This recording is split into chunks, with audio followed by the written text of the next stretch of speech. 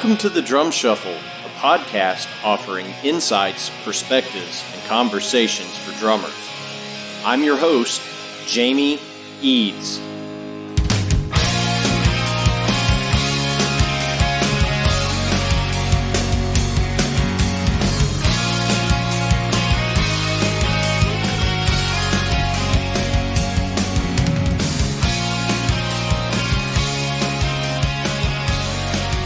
Hey, how's it going out there, everybody? Welcome to the Drum Shuffle. Jamie Eads joining you as I do each and every week. This is episode number 131. I hope everybody's having a great week out there in Drumland. We are having a great week over here at the Drum Shuffle World headquarters. Again, live music is making its return to all of our lives. And I just couldn't be any happier about that. Actually booking some stuff for myself. I got some gigs coming up later this fall that I'm really looking forward to. And as you know, my word of wisdom to each and every one of you is go see some live music while you can, if it is safe for you to do so, before it all goes away. I'm super excited. We have a great episode today. I'm going to be joined by Tom Van Schaik after this message from our sponsor, Los Cabos Drumsticks. The best kept secret for drummers is finally out. Los Cabos Drumsticks may look like the sticks you grew up with, but these are not your father's drumsticks. Los Cabos Drumsticks is Canada's #1 drumstick brand, and they are coming to a retailer near you. With operations in over 28 countries worldwide, thousands of drummers have already discovered the Los Cabos difference.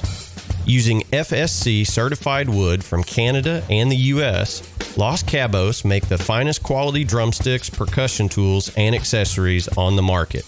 The best news, Los Cabos Drumsticks offers you a ton of choice. They have 22 individual drumstick models and 14 percussion tools, many of which are available in 3 different wood types: maple, white hickory, and red hickory. Red hickory comes from the center or heart of the hickory tree and has been independently proven to be both stronger and more elastic than white hickory without adding a lot of weight. While most drumstick manufacturers have shunned red hickory, Los Cabos Drumsticks has embraced it, becoming the only established stick brand in the world to offer a full line of red hickory drumsticks. To learn more about Los Cabos Drumsticks, visit them online at loscabosdrumsticks.com, follow them on Facebook, Twitter, or Instagram, and don't forget to ask for Los Cabos Drumsticks at your favorite retailer. Dare to be different. Join the Red Hickory Revolution with Los Cabos Drumsticks. All right, guys and girls, as I mentioned, we're about to be joined by Tom Van Schaik, and I am super excited about this one. Anybody that knows really anything about me knows that I am a huge fan of the great Robert Earl Keen. And his incredible band that he has, that he's been working with for many, many years. And Tom Van Schaik has been playing with Robert Earl Keen now for 24 years, I believe we determined in the interview. Tom's drumming is just incredible with Robert Earl Keen. And Tom was the original drummer of the Dixie Chicks. He has worked for many, many years in the Austin, Texas music scene. And prior to that, he played professionally in the Dallas, Texas music scene for many years. Tom is a member of the Austin City Limits All-Star House Band. He has played with just literally everybody. If you go to his website, which is tomvanschaik.com, you will see his discography, his live show, bibliography, just an incredible musician. And I was really pumped to reach out to Tom and ask him if he had an hour to spare, and he did. He is going to be hitting the road here very, very soon with Robert Earl Keen. They're on tour all summer into the fall, and I am very hopeful to be able to get out and see them on this run of shows. So please help me welcome to the Drum Shuffle, the great Tom Van Schaik. Hey, good afternoon, Tom. How's it going, brother? Great, Jamie. How are you doing, man? Man, I'm doing well. How are things down in the great state of Texas today? Oh, well, today, right now, it's sunny. We're we're about to get hit with a bunch of storms again. It's felt more like the tropics in the last week than anything else. So, but yeah, everything's starting to open up some. Gigs are starting to come in. We have Robert just announced Feeling Good Again tour, for the rest of the year. So, I mean, we're going to be out hitting it again. So that's going to be nice after the last year plus. Yeah, man. I mean, I think we're all kind of, pandemicked out, and it's funny, I just started booking some gigs for me as well. And, I don't know if I remember how to play a live show at this point. Oh, I know. We've been kind of fortunate. We've actually done some shows, even into like fall of last year that were all socially distanced and, very, very careful. And a lot of them were just, they were like, half houses or even 25%, which is difficult. Like we did our Christmas show at the ACL Moody Theater here in town. And we did 3 nights, and we played to fewer people than we did, 2 years ago, selling out one night. Oh yeah, for sure. So it's just one of those things to where everybody was, just kind of trying to make some money, trying to get something going.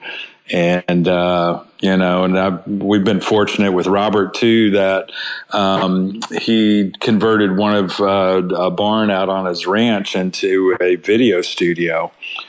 So we've been able to do all these video projects and, actually tape shows for festivals that were going virtual and do that type of thing. And we did a whole band project out there, called Western Chill.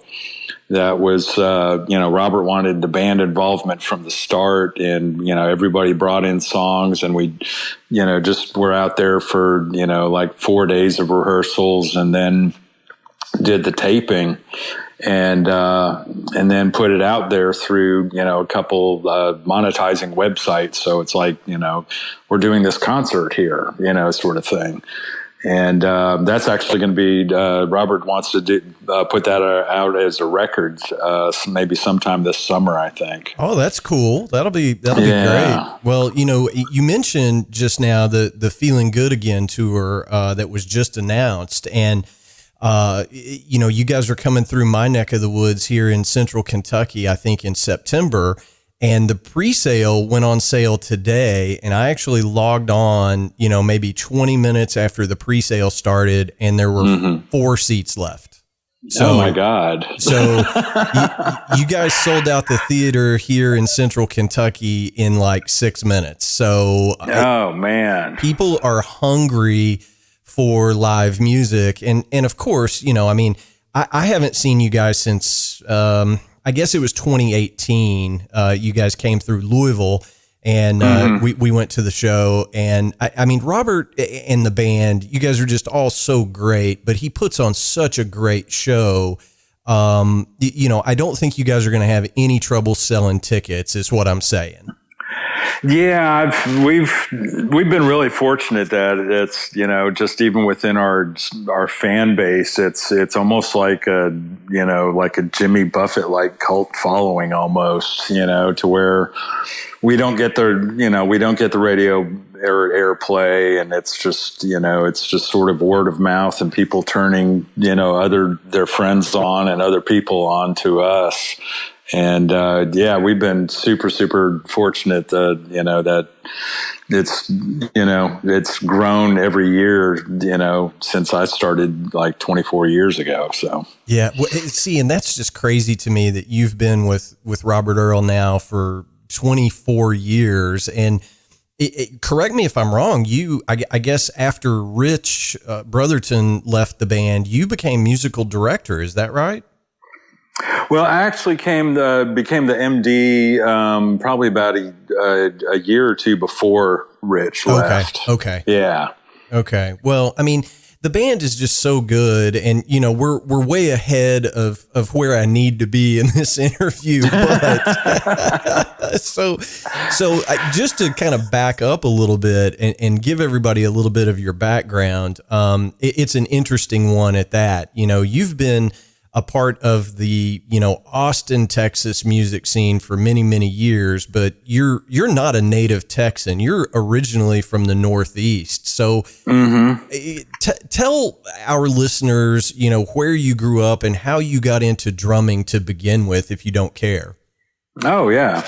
Well, I was born in New Hampshire, and my family lived in Vermont, New Hampshire, and Connecticut. Probably for the first 10 years of my life. And I was one of those kids that was, just banging on pots and pans and, making noise and all that stuff from the time I was a toddler, according to my mom. And she actually played piano in church organ. So when she would be playing piano at the house, I would put together these coffee cans like a drum set, and use sticks that I was out in the woods that I whittled down into like drumsticks, and I just started playing there. Probably from kindergarten on, and then in Connecticut they started the band program in 4th grade. So that's when I officially started like taking lessons and reading music and doing all that. And then like in the 5th grade, we moved down to Dallas. My dad was a teacher. And so he became the head of the science department at St. Mark's School in Dallas. And so that's where I spent the rest of my years growing up and studying with various private teachers and just playing in the school band, the school orchestra, pretty much anything musical that I could do, I did, and then after high school, I went on to study at UNT, University of North Texas, which at the time I started was actually North Texas State University. So I got you, and of course the great Ed Soph, and the 1 o'clock jazz band and all those great things, that went on down there. Excuse me. I actually only got to study with Ed one semester because his first semester was my last semester. Oh, okay. So I was when I started up there. Colin Bailey was teaching, and of course Henry Oxtell, who was like the guy teaching at North Texas drum set for a long time. Those were probably my main 2 teachers while I was up there, but. Yeah, it was, the UNT was great because, I got to be proficient in all of the mallets and timpani, and they really, even for jazz majors, you had to play timpani. You had to play, all the mallets and do 4 mallet studies and all that stuff. So. Yeah, well, it just makes you a well-rounded percussionist going to a prestigious school like that. Yeah, I mean, it's I always say that it turned me from a drummer into a musician because, because I was actually doing ear training. I was actually doing music theory and counterpoint and arranging and, music history and, pretty much everything that goes with the degree study.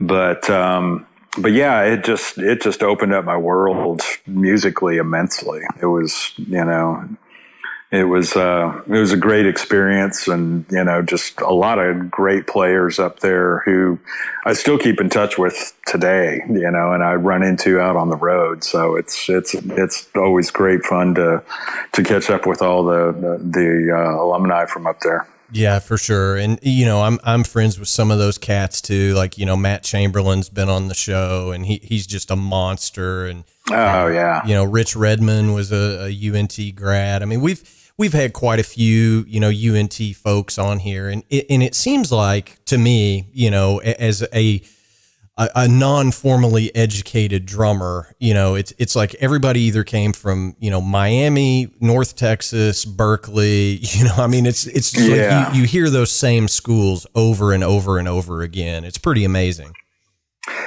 Yeah, I mean, it definitely gives you a lot of fundamentals to build everything, and it really, some of the most anxiety provoking auditions and moments and everything that I've had were at UNT. I mean, it made the rest of my life like, oh man, I've already been through this. Right on. Well, so after you graduated, I mean, I guess this is where I'm not as familiar with your career. What are some of the first gigs after graduating? Did you immediately move to the Austin area, or did you stay in Dallas, or you kind of fill in the blanks between there and the first, giant gig that you had, which we'll name in just a second? Oh, okay. Yeah, I mean, I was actually playing professionally around Dallas when I was still in high school. Okay. I started actually doing a bunch of theater work when I was like 17, I guess. And, just playing in the local and the regional theaters around Dallas, Fort Worth, and, being in the pit orchestras and doing everything from, Godspell and Pippin to Ain't Misbehavin' and, Gypsy or, whatever it was. Sure. And, I was kind of working all through, the end of high school, and then the entire time I was at UNT, I was playing in Dallas, mostly in Dallas, but sometimes over Fort Worth, between 3 and 5 nights a week. Oh, wow. Okay. And so for me, that was great because it was, UNT was such a cerebral approach to everything. And it was all about, learning the technique and learning all of the fundamentals of what's going to make you a musician. And then on the other hand, I had this gigs, from theater to, I played at the Fairmont Hotel and, doing a lounge gig for a year. And, just doing those things and, playing in country bands or playing a jazz gig and then, backing up a belly dancer the next night or, whatever it was, I was going to play it, Yeah, man. And, so that was a different sort of education, and one that was just as viable as what I was learning at North Texas. And because it really, North Texas, like I said, was more about the technique and the fundamentals, but, the real life, sort of, how to get a gig, how to keep a gig, how to, this thing where you're just going in on the fly and just, sort of getting the skills of being a professional musician. That was more of the education that I learned playing the gigs. Yeah, for sure, man. Well, I mean, and we talk about that on this show all the time. It's like you can be the greatest drummer of all time, but if you're hard to get along with, you're not going to work very much, Mm-hmm. It's you have to be, it's 80% about the hang on the bus and 20% about your playing ability, Oh, absolutely.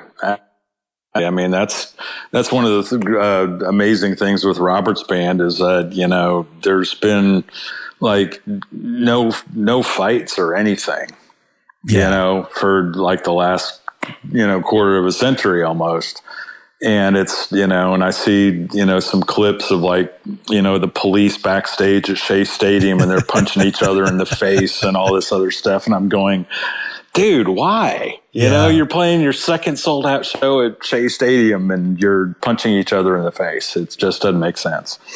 Yeah. I mean, I guess some people just like to lease misery. I don't know. I mean, if I'm playing a sold out show at Shea Stadium, I'm on cloud 9. That's the greatest day of my life, So it's definitely interesting to say the least, but, I know that one of the first big gigs that kind of came your way was you were the original drummer with the Dixie Chicks. How did that gig come about? Okay. Yeah. That actually happened through some connections that I had. This was all sort of the era of, I call it pre-Natalie, before Natalie came into the band. The band started out just, playing on a street corner in Dallas, just sort of busking. And, but before that, when I was still in high school playing the theater gigs, there was one show that I played called Dames that Robin Macy was the lead in. And it was like this, 8-week run of this show at a theater. And so we became friends and hung out and went to all the cast parties and stuff like that. And then, everybody goes on, and, does different things. And I was in school. So after I got out of school, I was just kind of thumbing through the local paper, and I saw this picture of, the Dixie Chicks that are playing at this, Italian restaurant bar or something called Joey Tomatoes on McKinney Avenue in Dallas. And I was just like, oh my God, that's Robin Macy. So I went down there and, hung out, listened to them. They were just incredible. And I mean, this was back even, I think Emily, the banjo player, was still in high school at this time. Oh, wow. And so, yeah, I talked to Robin, during the breaks and met all the girls and all that stuff. And before I left, I gave him my card, and I was just like, hey, if you ever want to put drums on anything, please keep me in mind. I think you guys are fantastic. So, like a month later, I get this call, and they were, going to be recording a Christmas 45 of 2 original Christmas songs that they had written. And so they called me up, and I went down for a pre-production rehearsal, and we worked up the tune. And then afterwards, we were just kind of hanging out, and they said, hey, let's try this song with drums. Let's try this song with drums. And basically just played with them for like 2 hours after the rehearsal. And then probably, a little time after the recording session, I'd get another call from them, and they said, hey, we're opening up for Michael Martin Murphy at the Mesquite Arena. We want you to play with us. We want you to play the show. And I was like, okay, great. So went down there and played the show and played, a couple other things. And then, probably 6 weeks after that, I was working full time with them.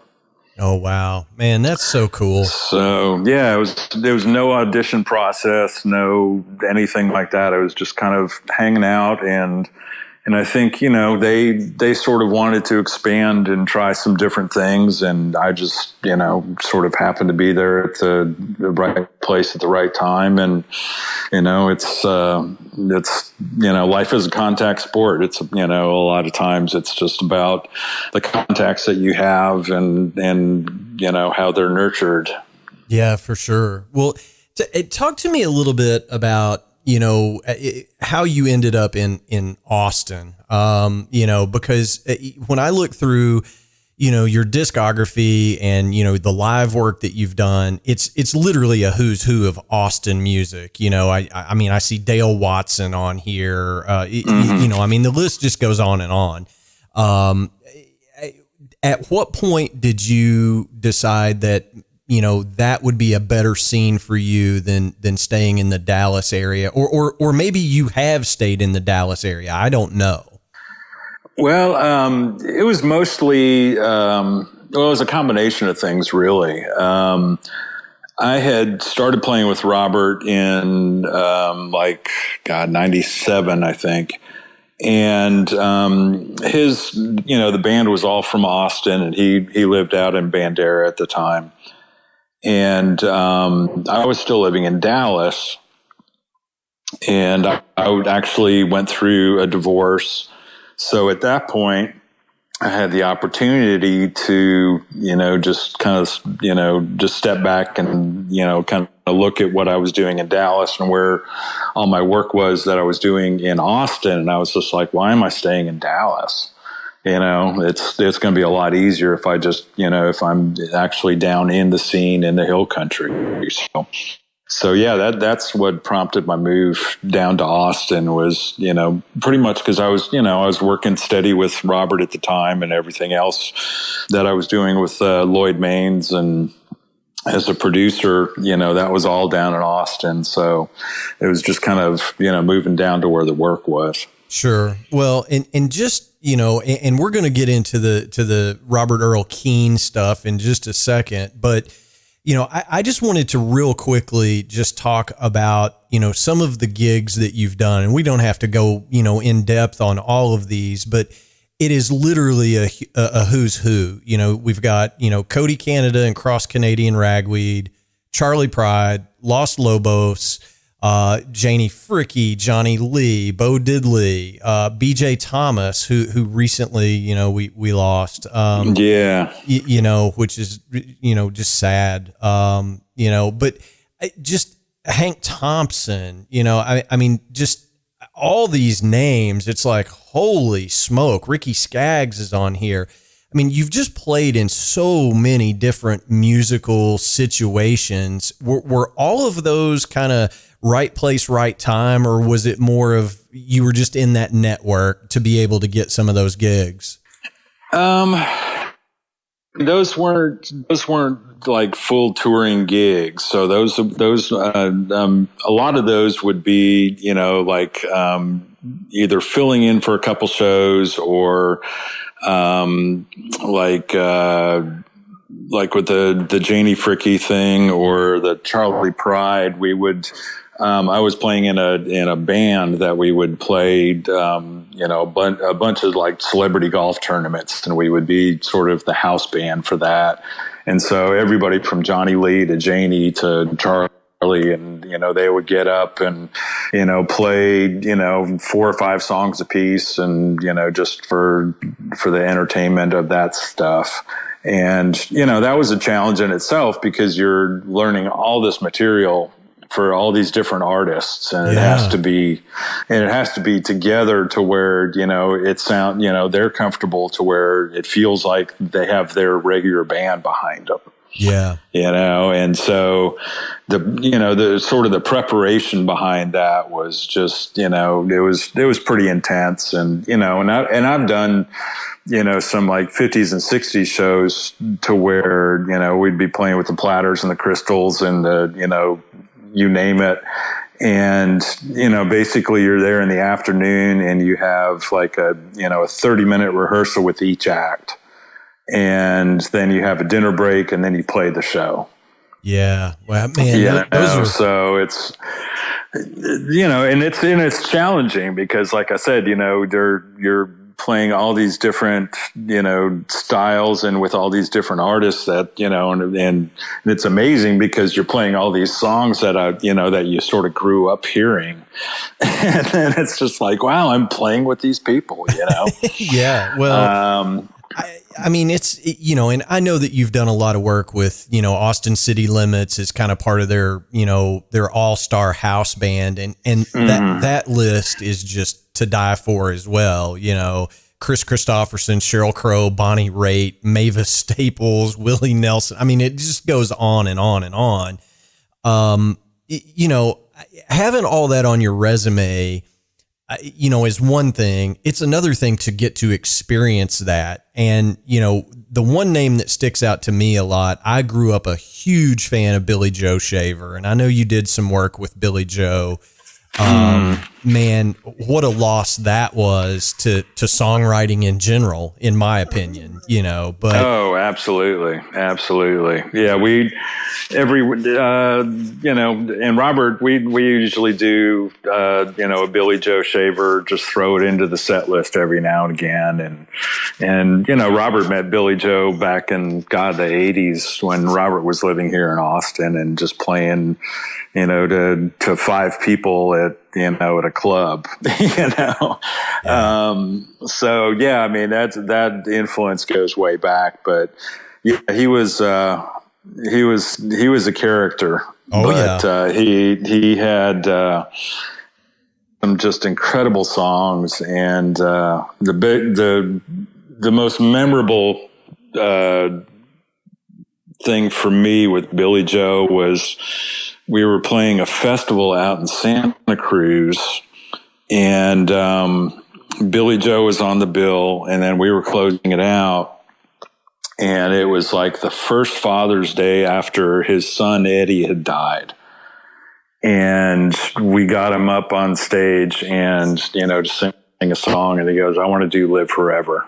Oh, wow. And we started, and God, the crowd was just bawling, and every side of the stage was bawling, and everybody on stage was bawling, because it just, it was just one of those moments of, you were hearing him sing the song that he wrote, and he was singing it, to his son and with his son, still around him. Yeah. And it was just like, oh man, that's, I'm still getting chill bumps just thinking about it here. Yep, man. Yeah. And everybody, it seems like, if you're fortunate enough to have a Billy Joe Shaver story, they're all epic. They're all always good. You know what I mean? And oh yeah. Yeah. I was playing in a band back in the early 2000s, and Billy Joe came to town and played a local festival here, and we were on the bill right before Billy Joe. We got to open up for him, and he pulls in driving the van, like he's driving the van, Oh yeah. And what you saw was what you got. And I walked up to him when we got done, and I was like, it was just such an honor to get to do a show with you, Billy Joe. And he goes, "Man, you guys are just a real good band, and you're awfully goddamn loud too," and and just patted me on the back. And then he walked out in front of the microphone and he said, "I'm Billy Joe Shaver, and if you don't love Jesus, you can go to hell." That was his introduction to the crowd. It was just epic, the guy lived it. He really did. So I just, I saw that on your resume and was like, wow, what a great guy. Yeah. He did not, he was not, he was not formed by somebody else. He's just, what you saw was just what he was, and same way on stage, off stage. He was just Billy Joe, man. Yeah, for sure. Well, I definitely want to spend some time talking about your, many years with Robert Earl Keen. And, I think there's two distinct groups of people. There are those that absolutely know Robert Earl Keen and are huge fans, and those who are yet to discover him, if that makes any sense. Totally. My wife and I have that discussion all the time. Because it's like, you either never heard of him or you're just really a fan. And there's really not a gray area in there of like, well, yeah, I think I've heard of him. It's always like, oh my God, it's, I'm the biggest fan, and, I've seen him 100 times. And then people like, who? Yeah, right. Well, the way I can delineate the crowd is, I say Merry Christmas from the family, or The Road Goes On Forever. And everybody immediately goes, oh yeah, of course. Right. So yeah. But you joined the band in 97. And, I would argue that was at the absolute, at that point, Robert Earl could have sang The Phone Book and it would have been magical. He was, just the songs, right? That was the time period where everything just really started working for him. What was it like catching on to that freight train that was going 100 miles an hour? It was pretty amazing. The interesting thing is that, my last show with the Dixie Chicks, we opened up for Robert Earl at Florist Country Store in Helotes. And that was like, I guess about 9 or 10 months before I joined Robert's band. But that was the last show I played with the Dixie Chicks, was opening up for Robert. And, at the time, of course I was busy and I was doing a bunch of stuff. And so I had, I was sort of one of those who, I wasn't totally into Robert's music at the time, but I was aware enough of him, in the scene around Texas. Sure. And so, yeah, it was interesting because that was the only time that I had seen Robert was when we opened up for him. And when he called me, 9 months later to cover this, string of dates up in the Northeast, the first show was in Tramps in New York. And it just blew my mind as soon as we started playing, because the crowd was singing just as loud as Robert was. And I was just like, oh my God, they freaking know every word. This is amazing. Yeah. And it still has that energy to this day. Yeah. Whether we're playing a festival or a theater, or like we did an opening spot for George Strait on his farewell tour, and we were playing at Reliant Stadium in Houston. And whenever Robert sang the first 3 words of The Road Goes On Forever, like 80,000 people just started screaming at the top of their lungs. Yeah, it was the most, that was the most energy jolt that I'd ever gotten on stage. That was amazing.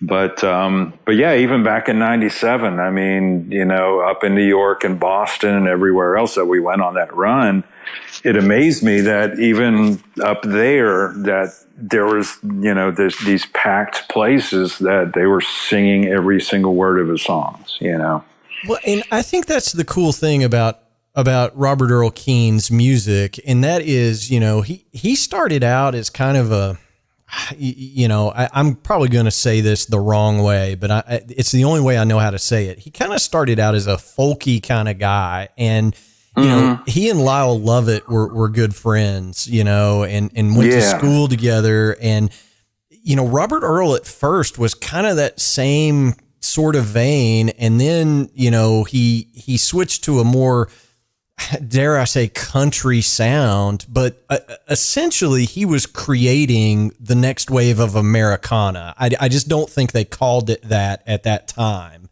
in the early 90s. But he started writing these songs that are just, indelible. It's just all of those songs. And the first time I caught wind of him was, really early 90s. Joe Ely had put out a record, and he had The Road Goes On Forever on his record. And I was like, who wrote this? Was it Joe? No, it was Robert Earl Keen.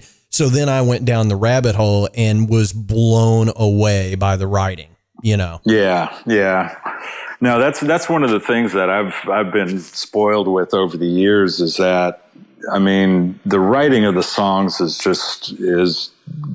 it's magical. And almost every song to me is like a movie. Yeah. The characters in his songs are so well defined, and, the song flows just as just like you're watching a great movie that's been filmed. And that's a talent that, I mean, is very, very rare, especially these days. But I think he, when he was doing his solo thing, he was touring around with Guy Clark, and he was touring around with Townes Van Zandt and doing these other things. So, I mean, he had those people that he was tapping from. Sure. And he could, and he, took the best of Townes and took the best of Guy, and just sort of, created his own thing, beyond that. And, I mean, he just started off playing just solo guitar and him.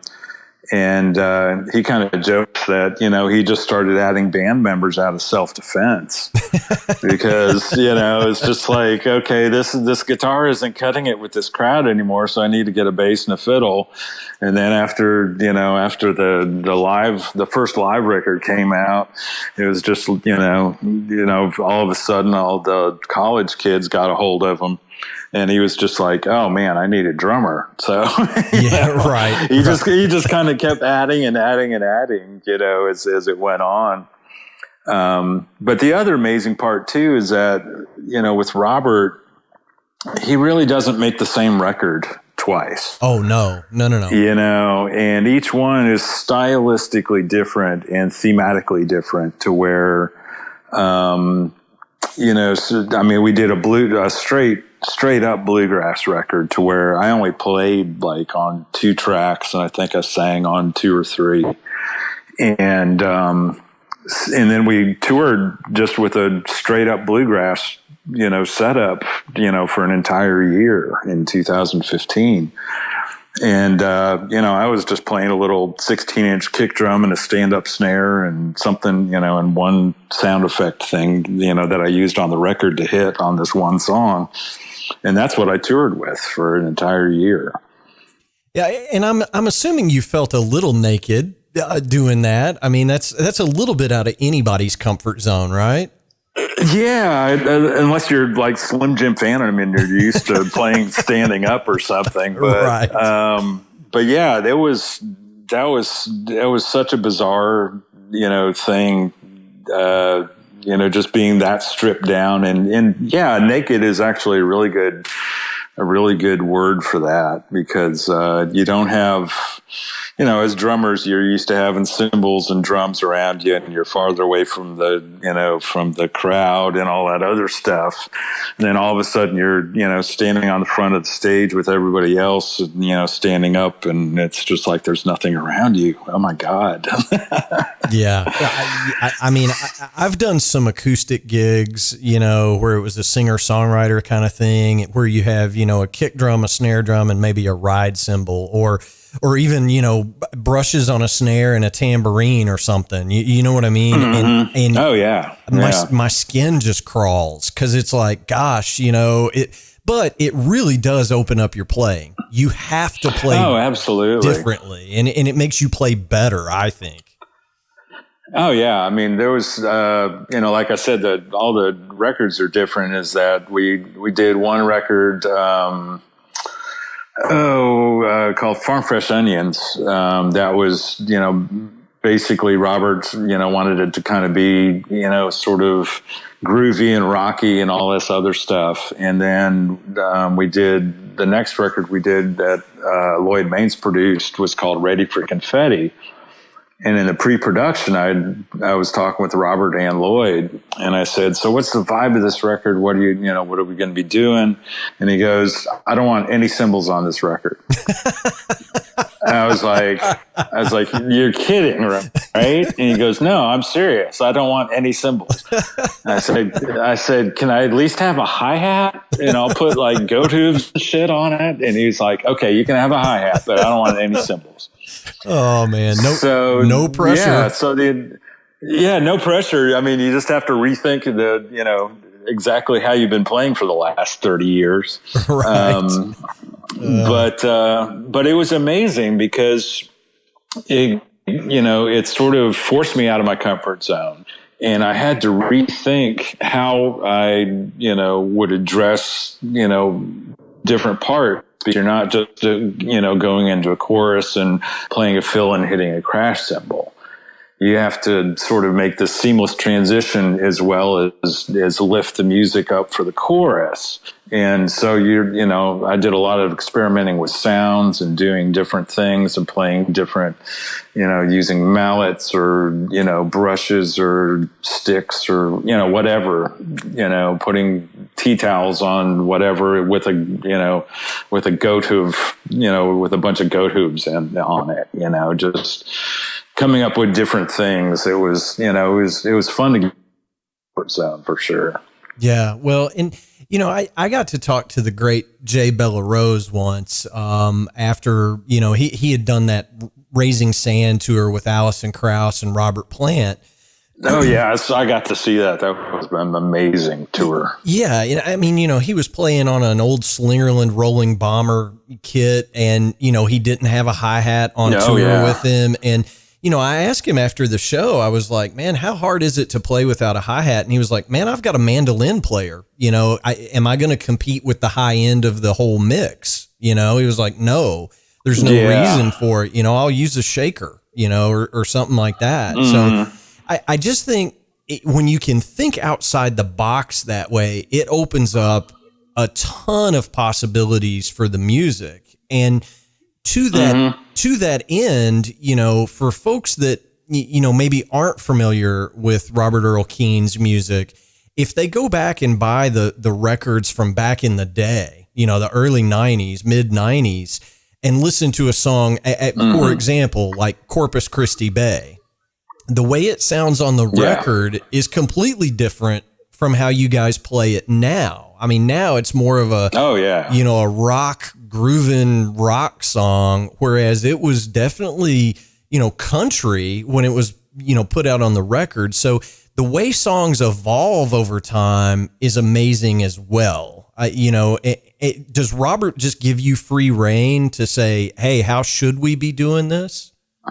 He gives everybody free reign in just the fact that if anybody has an idea about something, we can bring it to the table and just say, hey, let's try this. Let's, like you said, we're constantly evolving the tunes, just to where we're thinking, because, we've played, I did the math one time and I can't even remember what figure it was about how many times I played The Road Goes On Forever. 73,462. Yeah, right. Then, divide that by all the 16th notes and by 10 minutes. And it's a lot of notes, man. Yeah, for sure. But we're, I'd love to have you come out to the show when we're there, later on this year, but it's probably the version of The Road is totally different than the last time you heard it. Okay. And just because, Robert had an idea and we had, when Rich left the band, and then also our steel player, Marty, left the band last July, we sort of had to go back and rework some things. Sure. And it's a constantly evolving thing. And even just, me using loops and stuff, Robert's been really, really open to doing all that stuff. Like on Dreadful Selfish Crime, there's a whole sort of jam thing at the beginning that's just this loop that I put together, and everybody's playing on top of it, and then it sort of morphs into the tune, and then it just ends up rocking out. Yeah, which is really cool, and I know what you're talking about, and I've seen that version of the song live, and what I find so interesting is Robert Earl is known as this great songwriter, but he doesn't take himself so seriously that like these are sacred cows that can't be touched, which I find refreshing, because some guys are like, no, we're playing it exactly like it was on the record.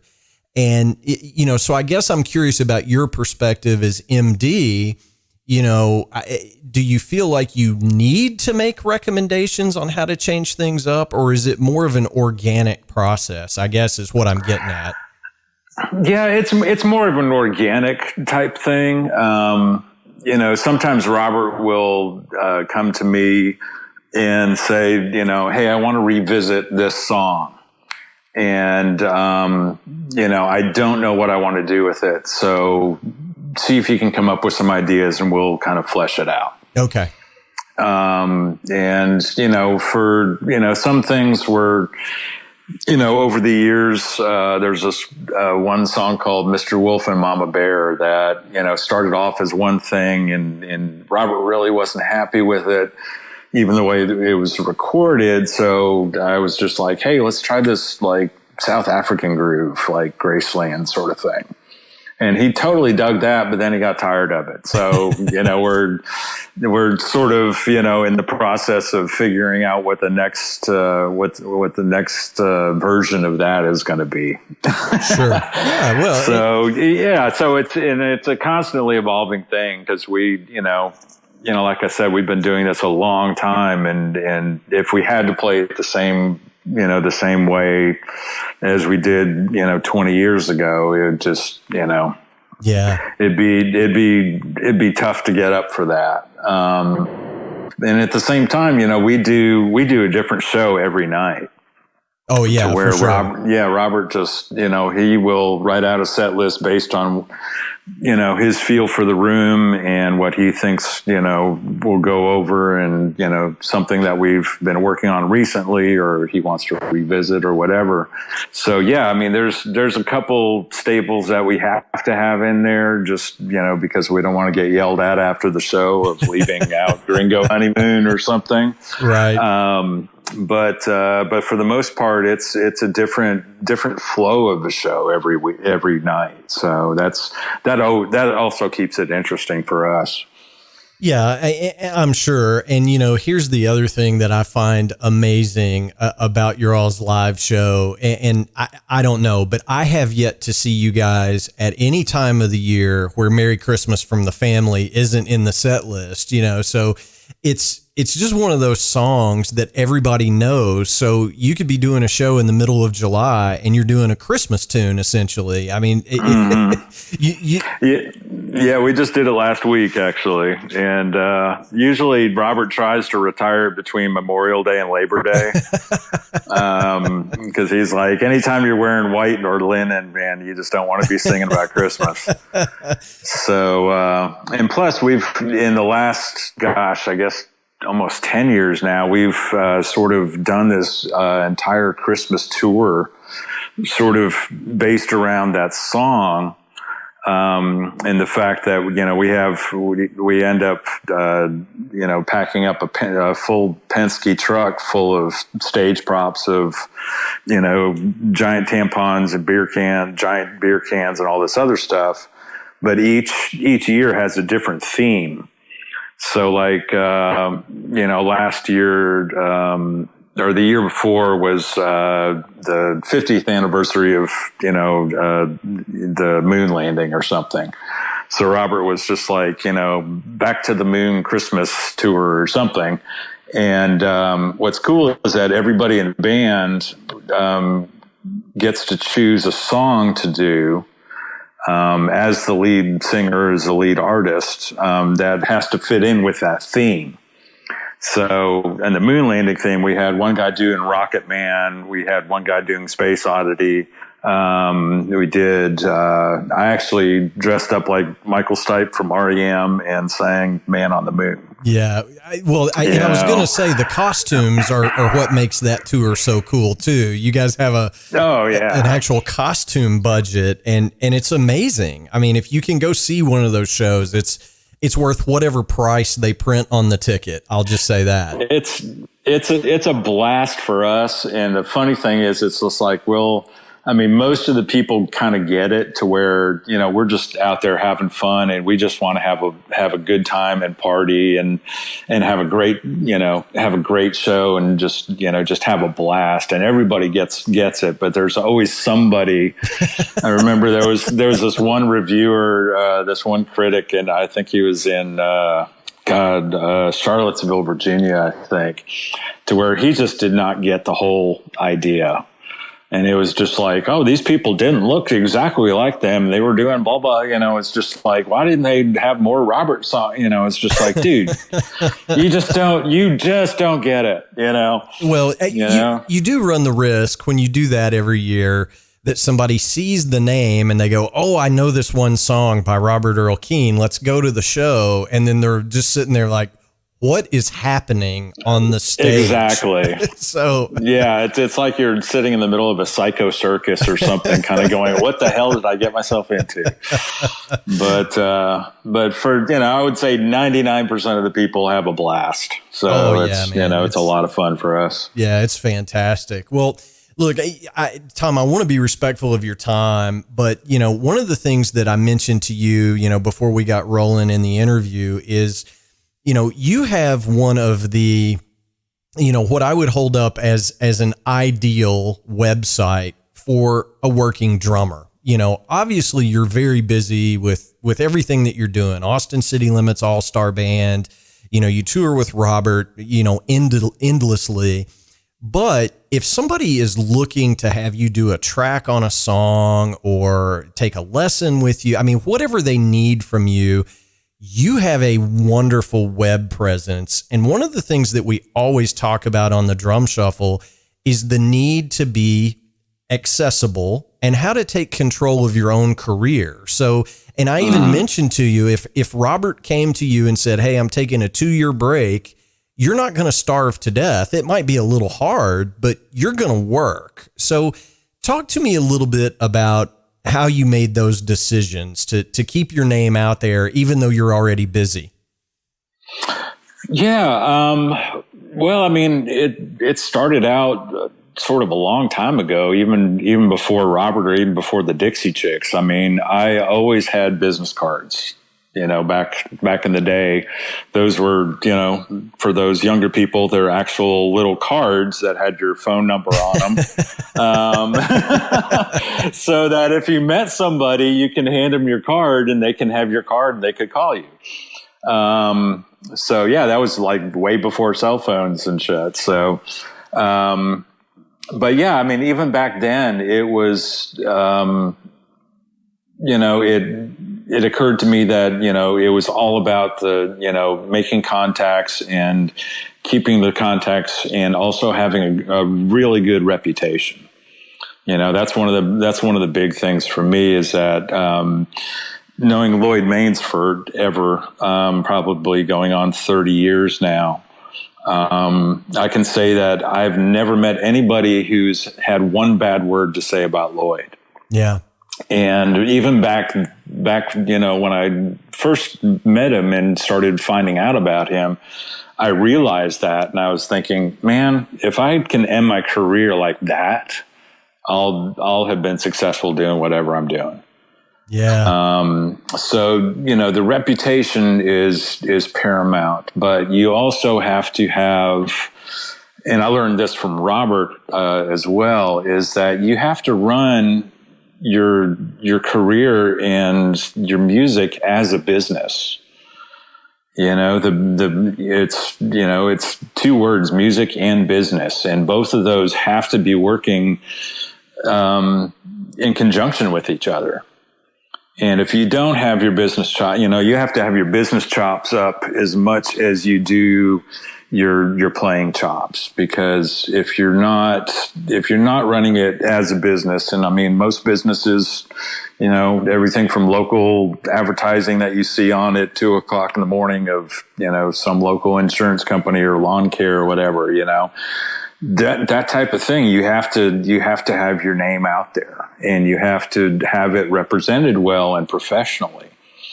And, I totally appreciate your compliment on the website, because I've been sort of, thinking in the last month or so, I'd really need to sort of update it and do a bunch of fixes and some things like that.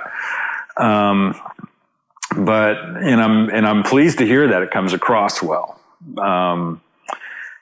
And that's important as anything else. I mean, back in the day, it used to be all about press kits, where you would have an 8x10 and your bio and a cassette tape of, excerpts of everything that you had done. So, basically I just sort of approached the website as my old press kit. Yeah.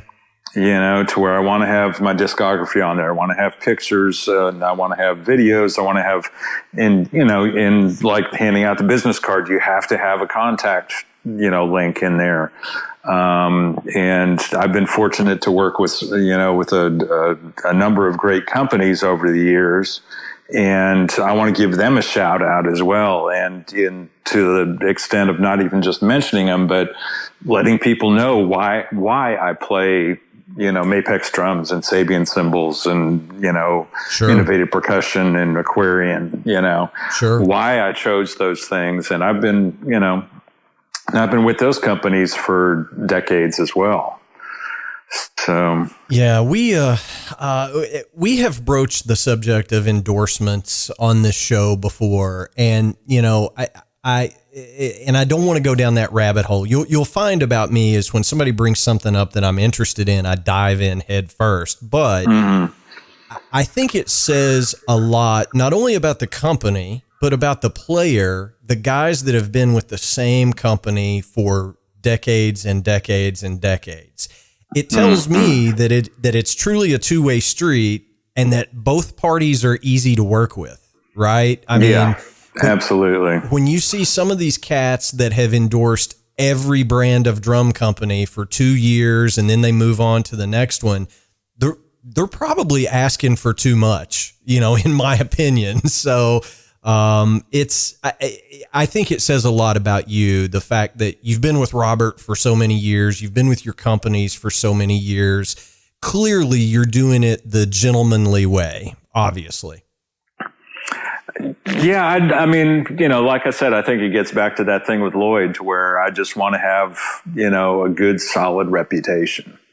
To where, I mean, I was always kind of put off, by, certain players who they would have a different drum company every tour or every year, or, it's just like it's just like, oh, I thought they were playing this. No, they haven't played that for 2 years and they were with this other company for the year in between. And I'm like, how do you even keep track of that, man? Yeah, man. So I mean, it's just a part of my personality too. I think that, I'm very loyal and very appreciative of, all of the help that those companies have given me over the years and have allowed, to help me. And just the fact of even, like Aquarian, I mean, I've been with them almost 30 years now.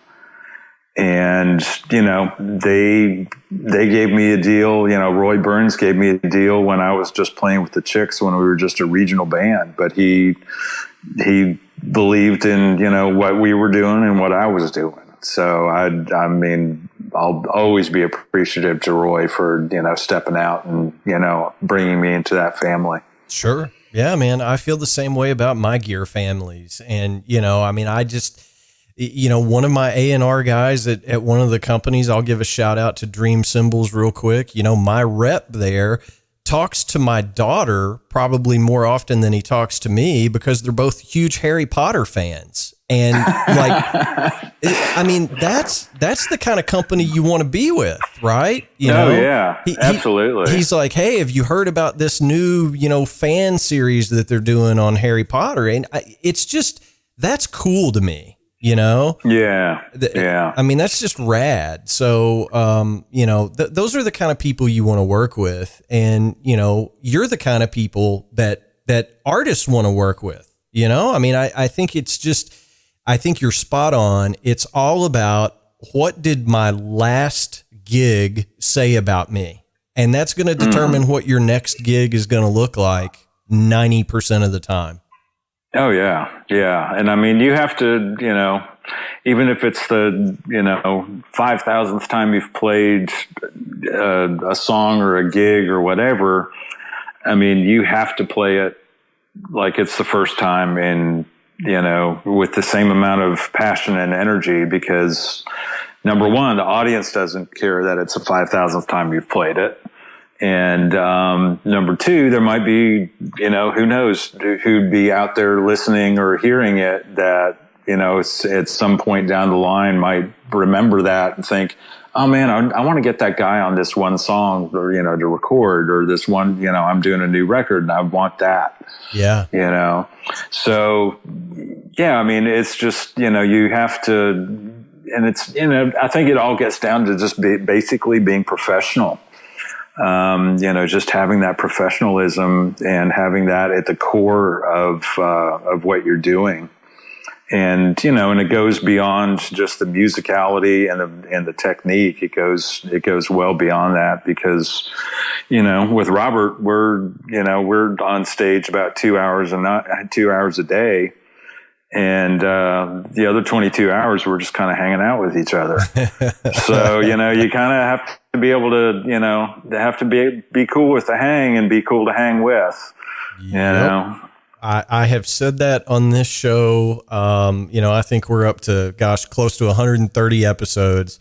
And almost every episode I say it's about the 22 hours in the metal tube riding down the road, not the 2 hours on stage. That's absolutely the time that counts is being easy to get along with in cramped quarters when everybody's a little stressed out away from home. That's where you make your money, really. Yeah. Well, I kind of joke about it. I say I play for free. What I get paid for is the time I'm off stage. Yeah, that's. I've said that before too, Tom. You are absolutely spot on. So, well, let's plug the tour real quick. Robert's website is robertearlkeen.com, obviously, but yes. all those dates just went up. Good luck finding a ticket in Kentucky is what I'm going to say to folks. But those tickets are just now going on sale. So, and if you want to give a plug as well to your website, for folks, if they have questions about your gear or, want to reach out for a lesson or something like that, where can we find you? Yeah, it's just straight up tomvanschaik.com, and it's TOMVANSCHAIK.com. Awesome. Now, two things that I want to leave you with, and again, I want to be respectful of your time, but you have some insight, and I've never got to speak to Robert about this, but in the song, What I Really Mean, there is a line that says broke down in Kentucky. Is that true? Did you guys break down in Kentucky or no? Yeah. we've broken down everywhere, man.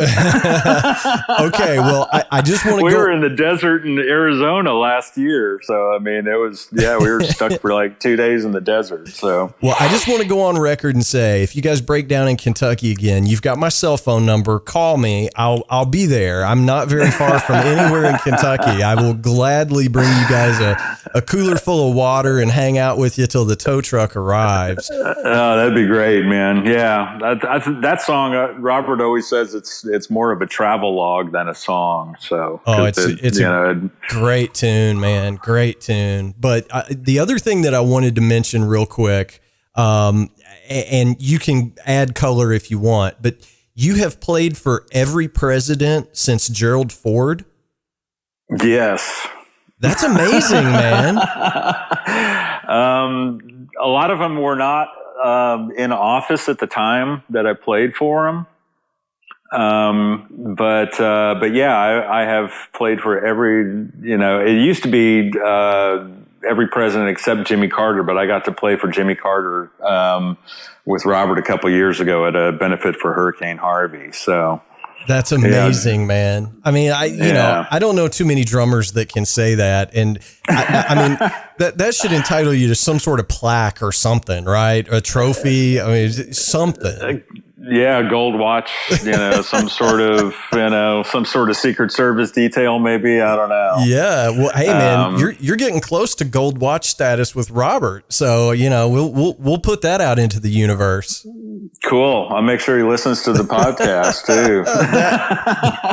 That would be awesome. Well, Tom, man, this has been so awesome. Thank you so much for taking time to come on. We got to have you back. I know that you guys are always recording, but the next time you have something coming out, let me know and we'll have you back for another chat, man. This has been super awesome.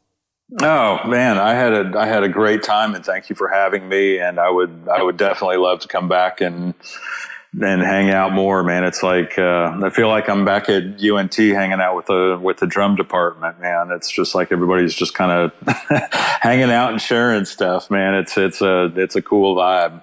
Yeah, well, that's the cool thing about the drumming community is we're always up to help out the next guy. And, I think this has just been super useful for everybody. So we'll absolutely do it again. And, thanks so much for your time. I appreciate it, brother.